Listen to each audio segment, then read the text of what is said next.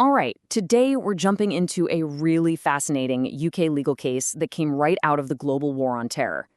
It's a story that forces us to ask a huge question. What exactly does a government owe you, as a citizen, if you get trapped in some kind of legal nightmare halfway across the world? So let's just start right there with that basic question.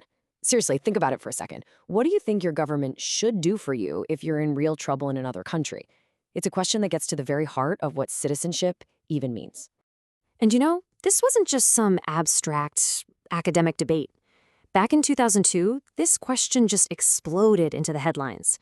And it was all centered on the fate of one British man, held in one of the most infamous detention camps on the planet, Guantanamo Bay. To really get what this legal precedent is all about, you first have to understand the person who was stuck right in the middle of it all, Feroz Abbasi. Okay, so here are the facts. Feroz Abbasi was a British citizen. He'd been captured in Afghanistan and then shipped off to Guantanamo Bay. There, the U.S. government held him indefinitely. No charges, no trial, no lawyer. I mean, he was completely and utterly trapped in a legal black hole.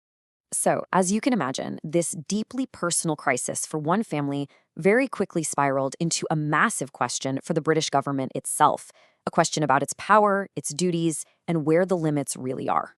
His family, totally desperate, did the only thing they could think of.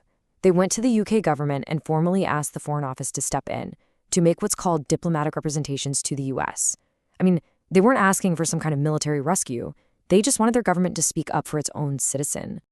And this is where we get to the absolute core of the legal fight. Can you, as a citizen, actually force your government to do something on the world stage? The government's answer to that was based on a very, very old and very powerful idea. And that idea is called the royal prerogative. Now, what is that? Well, you can think of it as a set of historical powers that used to belong to the king or queen, but are now used by the government. We're talking about the big stuff, declaring war, making treaties, and, this is the key part here, handling foreign policy. So the government's argument was pretty straightforward. Look, how we talk to other countries is politics. It's our job and the courts need to stay out of it. So the stage was set for this huge showdown in court. It was a direct clash between the rights of one person and what the state saw as its traditional, unchallengeable power. And the two sides couldn't have been more opposed. Abbasi's lawyers argued that, look, when you're facing an injustice this severe, the government has to have some kind of duty to at least think about helping. Meanwhile, the government just held its ground, saying foreign policy was basically a no-go area for judges. So what happened? How did the court rule? Well, this is where it gets really interesting, because the verdict wasn't just a simple win or lose for one side. It was much smarter, much more nuanced than that. Okay, so first up, the court actually agreed with the government on the main point. They said, you're right, we cannot force the foreign secretary's hand. We can't write an order that says you must protest to the United States. So in that sense, the royal prerogative was safe. The final call on what to do was still a political decision. But then came the twist.